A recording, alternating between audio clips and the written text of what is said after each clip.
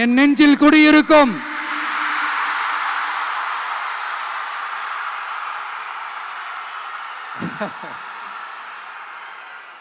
Saubhagya home and kitchen appliances.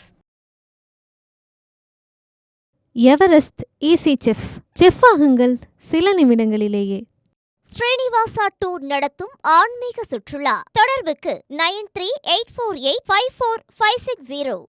நாட்டுக்காக உழைப்பதற்கே அண்ணா பிறந்தார்.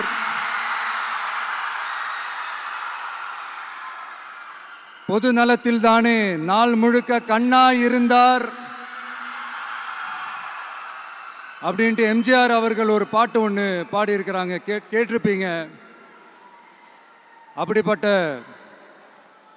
நம்ம காஞ்சி தலைவர் அறிஞர் அண்ணா அவர்கள் பிறந்த மாவட்டம் தான் இந்த காஞ்சிபுரம் மாவட்டம்.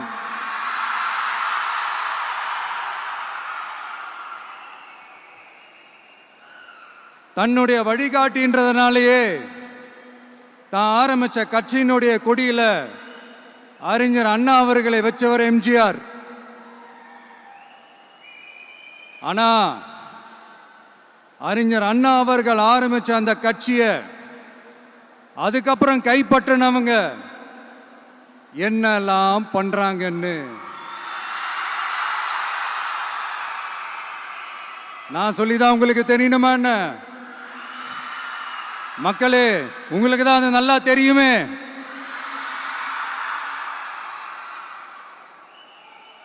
தனிப்பட்ட முறையில் எங்களுக்கும் அவங்களுக்கும் எந்த பிரச்சனையும் கிடையாதுங்க. எந்த வாய்க்கா வரப்பு தகராறுலாம் எதுவுமே கிடையாதுங்க. அப்படியே இருந்தாலும் அது நம்ம கண்டுக்கவே போறது இல்லைங்க. தனிப்பட்ட முறையில் அவங்களுக்கு வேணா நம்ம மேல வன்மத்தோட இருக்கலாங்க. ஆனா நாமெல்லாம் அப்படி கிடையவே கிடையாதுங்க. ஆனா உங்களை என்ன நம்ம எல்லாரையும் பொய் சொல்லி நம்ப வச்சு ஓட்டு போட வச்சு ஏமாத்தினாங்கல்ல,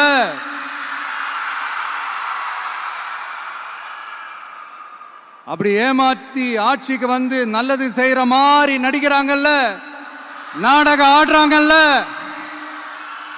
அவங்கள எப்படி நம்ம கேள்வி கேட்காம இருக்க முடியும்? அதனால அவங்கள நம்ம கேள்வி கேட்காம விட போறதே இல்லை.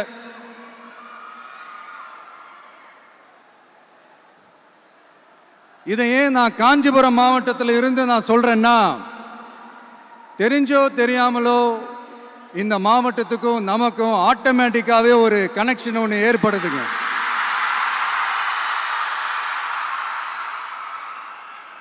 ஏன்னா நம்மளுடைய முதல் கள பயணத்தை தொடங்கினதே பரந்தூர்ல இருந்து தான்.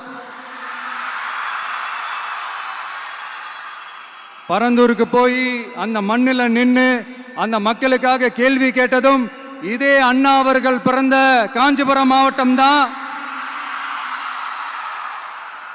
இன்னைக்கு ஒரு பெரிய மனவேதனைக்கு அப்புறம் இந்த மக்கள் சந்திப்பு நிகழ்ச்சிக்கு வந்திருக்கிறதும் அதே அண்ணா அவர்கள் பிறந்த காஞ்சிபுரம் மாவட்டம் தான்.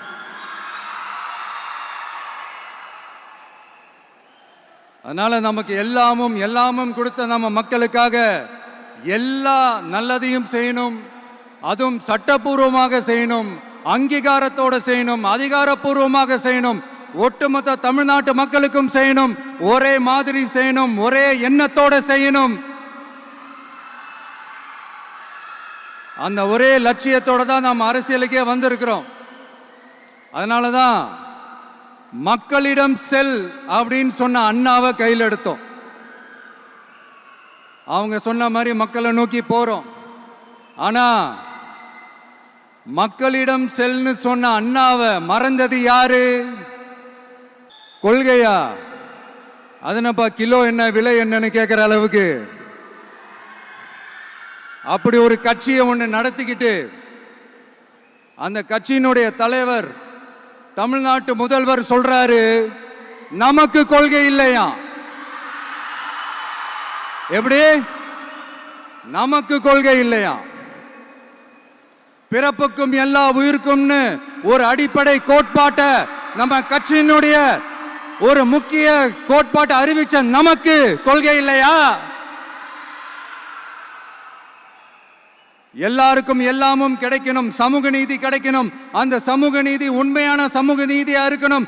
சாதி வாரி கணக்கெடுப்பு நடத்தணும்னு ரொம்ப ஸ்ட்ராங்கா சொன்ன நமக்கு கொள்கை இல்லையா? CAA அறிவிச்சதுக்கு அப்புறம் அப்ப நம்ம கட்சி ஆரம்பிக்கிறதுக்கு முன்னாடியே எதிர்த்த நமக்கு கொள்கை இல்லையா? வகுப்பு சட்டத்தை எதிர்த்து உச்ச நீதிமன்றத்துக்கு முதல்ல போன நமக்கு கொள்கை இல்லையா? நீட்ட வந்தா ஒழிச்சிருவேன், நீட்ட வந்தா அழிச்சிருவேன், ஆட்சிக்கு வந்தவனே ரத்து செய்யறதே நீட்ட தான், அப்படி இப்படின்னு கதையெல்லாம் விடாம கல்விய மாநில பட்டியலில் சேர்க்கணும்னு சொன்னதோட மட்டும் இல்லாம அதுக்கு ஒரு இடைக்கால தீர்வை சொன்ன நமக்கு கொள்கை இல்லையா? சமத்துவம் சம வாய்ப்புன்னு ரொம்ப ஸ்ட்ராங்கா சொன்ன நமக்கு கொள்கை இல்லையா? இப்படி கொள்கையை வெறும் பேச்சில மட்டுமே பேசிக்கிட்டு எல்லா கொள்கையும் அண்டர் கிரவுண்ட்ல அடக்கி வச்சுக்கிட்டு என்னமோ இவங்களுக்கு மட்டும்தான் எல்லா கொள்கையும் குத்தகைக்கு எடுத்த மாதிரி. இவங்க கொள்கையே கொள்ளை தானே. எப்படி? இவங்க கொள்கையே கொள்ளை தானே. இதெல்லாம் மக்களுக்கு யாருக்கும் தெரியாதுன்னு நினைச்சிட்டு இருக்கீங்களா? எங்க கட்சி ஒன்றும் சங்கரமணம் இல்லைன்னு சொன்னது யாரு? யார் சொன்னாங்க? ஏன் சொன்னாங்க? எதுக்கு சொன்னாங்க?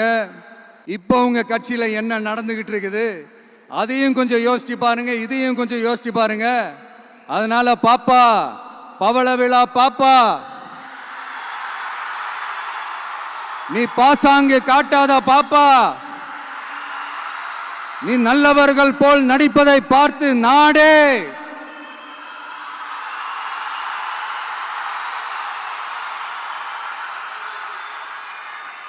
பாப்பான்னு சொன்னோம். அப்ப கூட பாத்தீங்கன்னா பாப்பான்றது ரொம்ப ஆசையா பாசமா சாஃப்டா தான் சொன்னோம். அதையே நீங்க அதிர்ச்சியா எடுத்துக்கிட்டீங்கன்னா அதுக்கு நாங்க என்ன பண்றது? அதே நீங்க விமர்சனம்னு சொன்னீங்கன்னா நாங்க என்ன பண்றது? இன்னும் நாங்க விமர்சனம் செய்ய ஸ்டார்ட் பண்ணவே இல்லையே, இன்னும் நாங்க அடிக்க ஸ்டார்ட் பண்ணவே இல்லையே, அதுக்குள்ள அலர்னா எப்படி?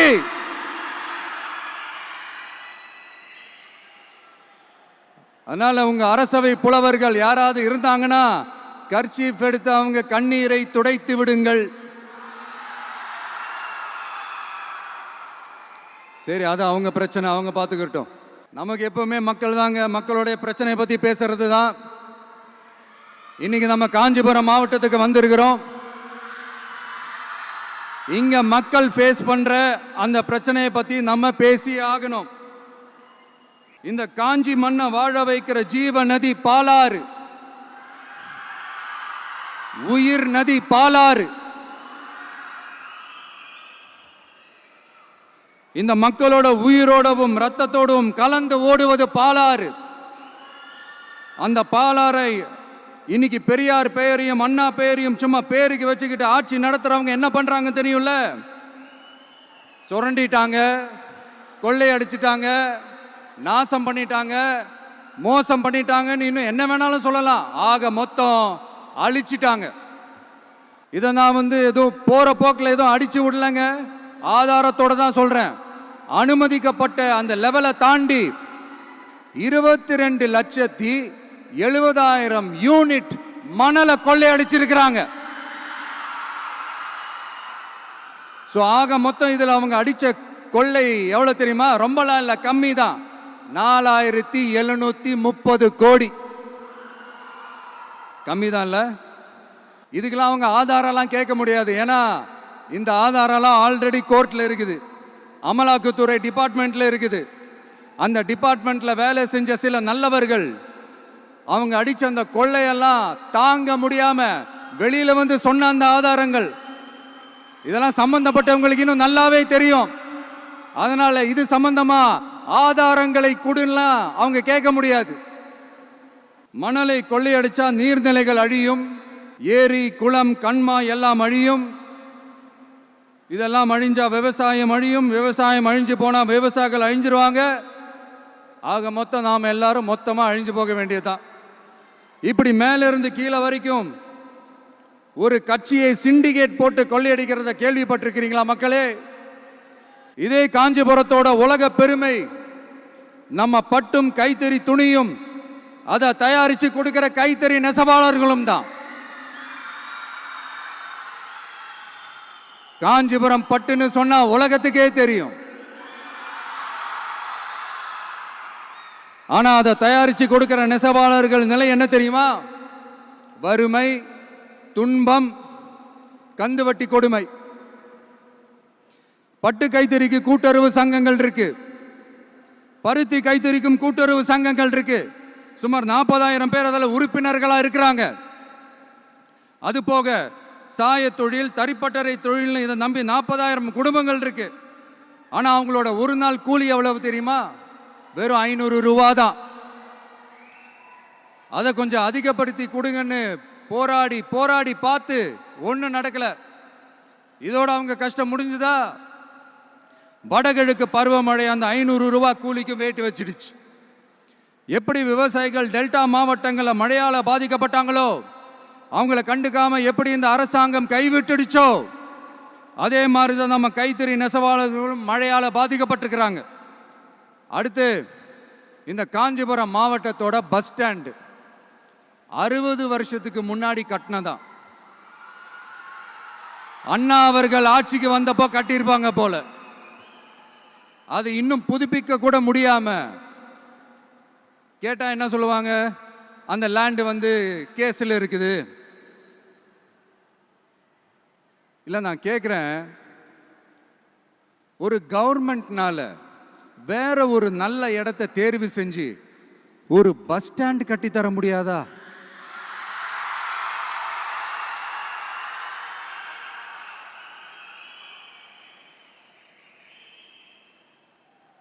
பிரச்சனை என்ன தெரியுமாங்க? அவங்களுக்கு மக்களை பத்தி யோசிக்கிறதுக்கே நேரம் இல்லை. அதுதான் பிரச்சனை.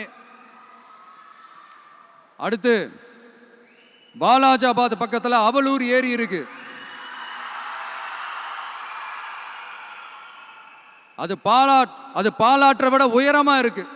அதனால என்ன ஆகுதுன்னா, ஆத்து தண்ணி ஏரிக்கு போக முடியாம போயிடுது. அதை சரி பண்ணி அந்த இடத்துல ஒரு தடுப்பணையை கட்டினா ஏரி நிறைய தண்ணி நிற்கும். அப்படி நின்னா அவலூர் மட்டும் இல்ல, ஆசூர் உட்பட இன்னும் எத்தனை கிராமங்கள், எத்தனை ஆயிரம் ஏக்கர் விவசாயம் நல்லா நடக்கும். இதுக்கு இன்னும் எத்தனை வருஷம் மக்கள் கோரிக்கை கொடுக்கணும், மக்கள் போராடணும். இந்த பிரச்சனையெல்லாம் இருக்கிற அதே காஞ்சிபுரம் மாவட்டத்தில் தான் பரந்தூர் ஏர்போர்ட் கட்டுற பிரச்சனையும் இருக்குது. அந்த பிரச்சனையில கண்டிப்பா நாங்க விவசாயிகள் பக்கம் தான் நிற்போம். அதில் எந்த மாற்று கருத்துமே கிடையாது. இந்த கவர்மெண்ட் பரந்தூர் விவகாரத்தில் எங்களுக்கோ இல்லை விவசாயிகளுக்கோ எந்த விதமான காரணங்கள் சொல்லி எஸ்கேப் ஆகவே முடியாது. இப்படி மக்களுக்காக மக்களோட பிரச்சனைகளை எடுத்து பேசுறதுனால இப்போ ஆட்சியில் இருக்கிறவங்களுக்கு நம்ம மேலே ஒரு ஆத்திரம் வரத்தானே செய்யும். அதனால தான் நீங்கள் பார்த்தீங்கன்னா சட்டசபையில் ஆரம்பித்து ஒரு சாதாரண நிகழ்ச்சி வரைக்கும் எல்லா மேடையிலையும் மேடைக்கு மேடை டிவிக்கே தான். டிவிக்கே அவதூறு, அவதூறு டிவிக்கே, டிவிக்கே அவதூறு, அவதூறு டிவிக்கே. இதுக்கெல்லாம் கண்டிப்பா நாங்க பதில் சொல்லுவோம், சொல்லாமலாம் இருக்க மாட்டோம். இப்ப கூட கரூரை பத்தி பேசுவேன்னு எதிர்பார்த்திருப்பாங்க. அதை நான் கொஞ்சம் அப்புறமா பேசுறேன். பட் இப்போ நம்மளுடைய விஷன் என்னன்னு சொல்லணும்னு நான் கொஞ்சம் ஆசைப்படுறேன். நம்ம ஆட்சிக்கு வந்தா, அது என்ன வந்தா,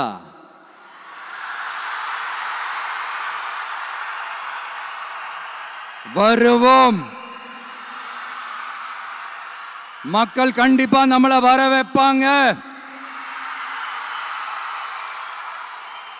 மக்களுக்கான ஆட்சியை மக்களே விரும்பி வர வைக்கத்தானே செய்வாங்க.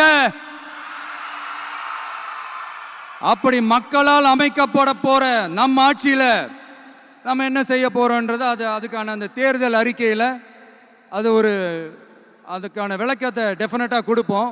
பட் அதுக்கு முன்னாடி ஒரு சின்னதா லைட்டா நான் கொஞ்சம் அதை சொல்லணும்னு ஆசைப்படுறேன். எல்லாருக்கும் நிரந்தரமான வீடு இருக்கணும்.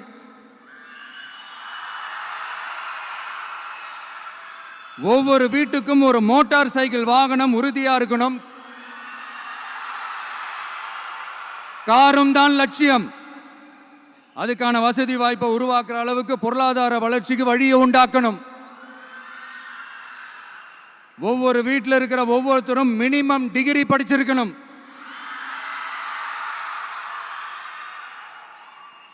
ஒவ்வொரு வீட்லையும் குறைந்தபட்சம் ஒருத்தருக்கு நிரந்தர வருமானம் கிடைக்கணும். அதுக்கான வேலை வாய்ப்பை உருவாக்கணும். அதுக்கு தகுந்த மாதிரி கல்வியில பாடத்திட்டத்தில் சீர்திருத்தம் செய்யணும்.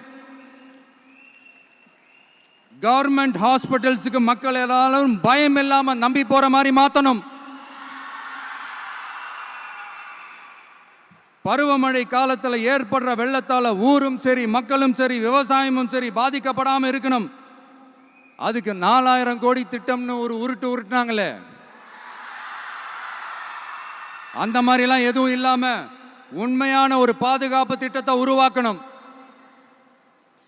மீனவர்களோட, தொழிலாளர்களோட, நெசவாளர்களோட, அரசு ஊழியர்கள் மற்றும் ஆசிரியர்களோட கருத்து கேட்டு அவங்களுக்கான பாதுகாப்பு மற்றும் வளர்ச்சி திட்டங்களை உருவாக்கணும். உருவாக்குறது மட்டும் இல்லை, அதை செயல்படுத்தணும். முக்கியமாக இண்டஸ்ட்ரியல் டெவலப்மெண்ட்ஸில் கான்சென்ட்ரேட் பண்ணணும். எல்லாத்தையும் விட ரொம்ப ரொம்ப முக்கியம், சட்டம் ஒழுங்க ரொம்ப ஸ்ட்ரிக்டாக வச்சிருக்கணும். நம்மளுடைய அம்மா, அக்கா, தங்கச்சிகள், அவங்களுடைய பிள்ளைகள், குழந்தைகள் எல்லாருக்கும் பாதுகாப்பை, அதுவும் உண்மையான ஸ்ட்ராங்கான பவர்ஃபுல்லான பாதுகாப்பை உண்டாக்கணும். அண்ணா யூனிவர்சிட்டியில நடந்த அந்த பெண்ணுக்கு நடந்த அந்த பிரச்சனை மாதிரியோ, இல்ல கோவையில் நடந்த அந்த கல்லூரி பெண்ணுக்கு நடந்த பிரச்சனை மாதிரியோ அதெல்லாம் நடக்க விடவே கூடாது. நம்ம வீட்டு பெண்கள் ஸ்ட்ராங்கா, பயமே இல்லாம தைரியமா இருக்கணும்.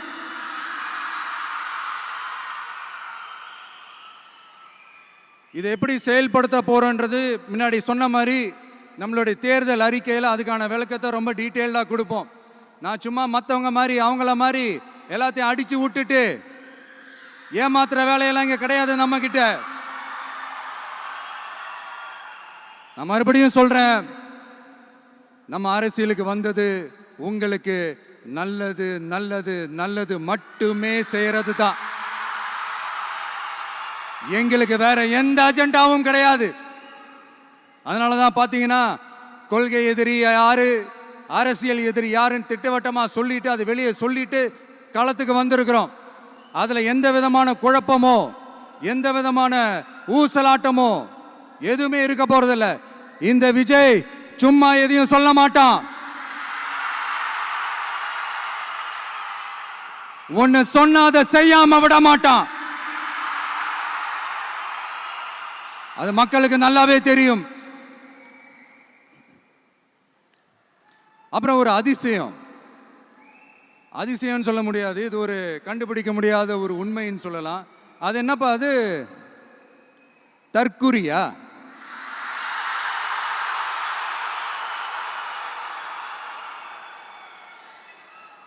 நம்ம டிவிகேக்கு சப்போர்ட் பண்ற கோடிக்கணக்கான லட்சக்கணக்கான மக்கள், நம்மளுடைய நண்பிகள், நம்மளுடைய ஜென்சி கிட்ஸ் எல்லாரையும் தற்குறிகள்னு சொல்லி வாங்கி கட்டிக்கிட்டு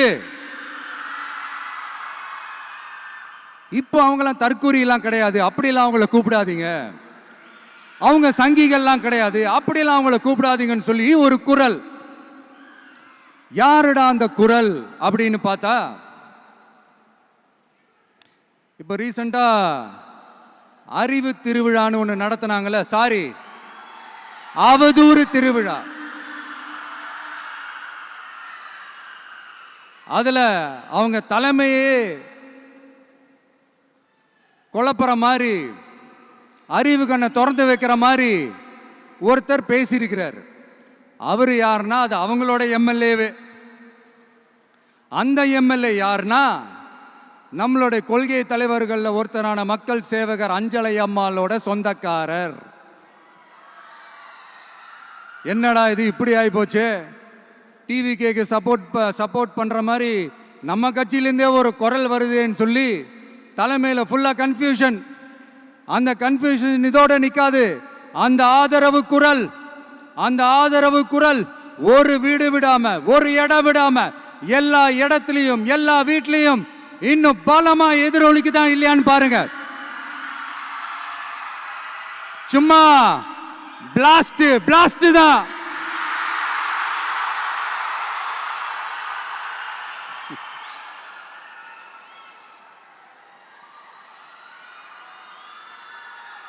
இது இன்னைக்கு நேத்தெல்லாம் நடக்கலைங்க.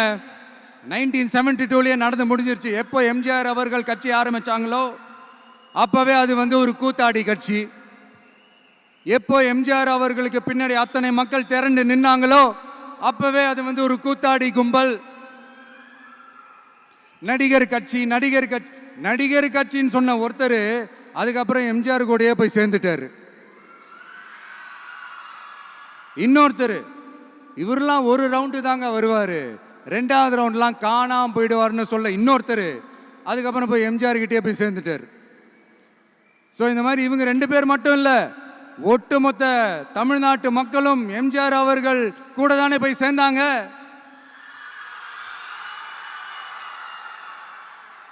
அதனால இது வரலாறு. இந்த வரலாறு நம்மளை விட அவங்களுக்கு இன்னும் நல்லாவே தெரியும். அதனால தான் பார்த்தீங்கன்னா 53 வருஷமா அதே கதறல்கள். கூத்தாடி கூட்டம், நடிகர் கட்சி, நடிகர் கூட்டம். இப்படி மர்மயோகின்ற ஒரு படத்தில் அவருடைய கேரக்டர் பேர் கரிகாலன். அதில் ஒரு சூப்பர் டயலாக் ஒன்று சொல்லியிருப்பார்.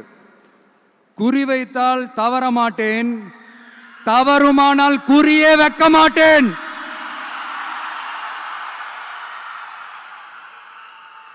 இதெல்லாம் யாருக்கு சொல்றோம், எதுக்கு சொல்றோம்னு புரிய வேண்டியவங்களுக்கு புரிஞ்சா நல்லா இருக்கும். ஏண்டா இந்த விஜய தொட்டோம்,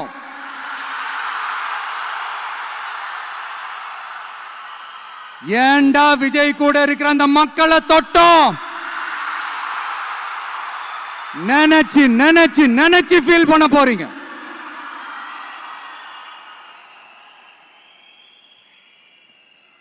அப்புறம் நமக்கு இந்த அரசியல் புரிதல்லாம் இல்லை, அது இல்லை, இது இல்லை. அப்புறம் நான் கேட்குறேன், மக்கள் எல்லாரும் உங்களுக்கு தற்குறிகளா?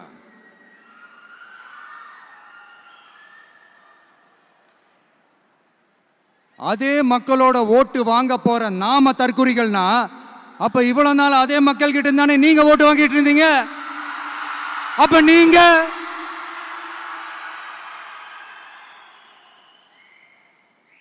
அந்த மக்களுக்கு நீங்க காட்டுற மரியாதையும் நன்றியும் இதுதானா?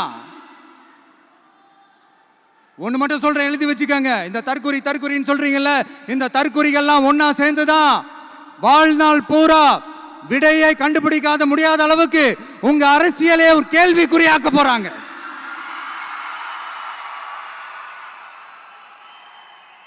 இவங்கெல்லாம் யாரும் இங்க தற்குறிகள்லாம் கிடையாது. இவங்க எல்லாரும் தமிழ்நாட்டு அரசியலோட ஆச்சரியக்குறி. இவங்க எல்லாரும் தமிழ்நாட்டு அரசியலோட அந்த மாற்றத்திற்கான அறிகுறி. சும்மா லாஜிக்கே இல்லாம தற்குறி.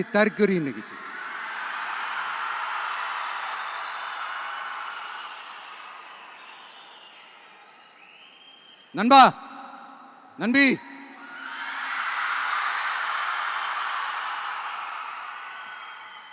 எல்லா மேடையிலும் ரிப்பீட்டடா ஒரு விஷயம் நான் சொல்லுவேன்ல, இப்ப நீங்க சொல்லுங்க.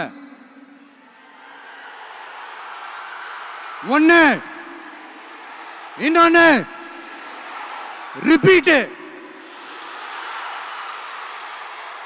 ஒண்ணு, இன்னொன்னு.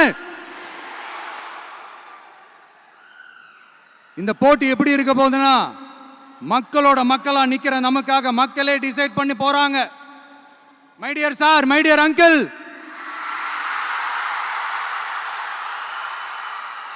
ஆல்ரெடி டிசைட் பண்ணியாச்சு. கான்பிடென்டா இருங்க மக்களே, நல்லதே நடக்கும், வெற்றி நிச்சயம். மீண்டும் சந்திக்கும் வரை நன்றி, வணக்கம்.